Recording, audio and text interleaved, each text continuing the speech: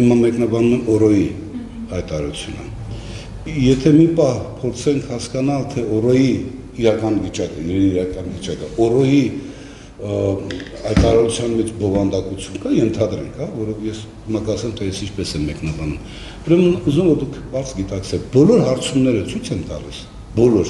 հանրային կարծիքի բոլոր ուսումնասիրությունները ցույց են տալիս, որ օրոն այն ուժը չէ, որը ամենայն, այսպես ասենք, կոշտությամբ, խստությամբ, որի շնչառությունը իշխանությունները զգան իրենց թիկունքում։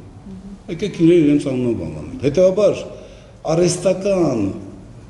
լիցք հաղորդել, քաղաքական հեղինակություն, նպաստել քաղաքական հեղինակության վերականգնմանը, դա չի փոխում իշխանությունների շահերից,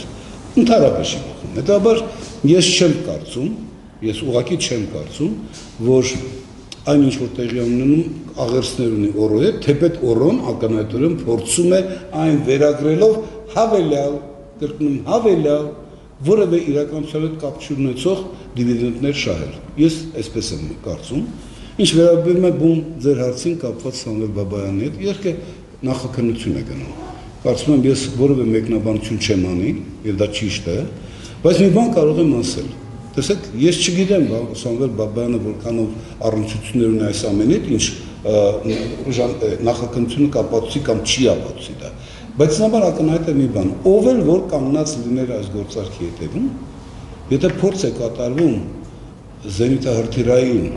կայանք անլեգալ ճանապարհով մտցնել Հայաստան, մանսանենք ճանապարհով մտցնել Հայաստան, համաձայնեք, որ նա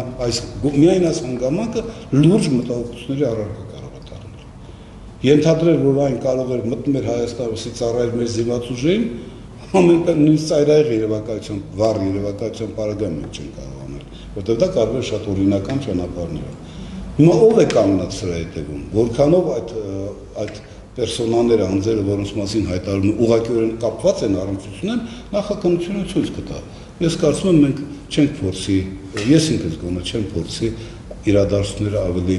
զարգացնել։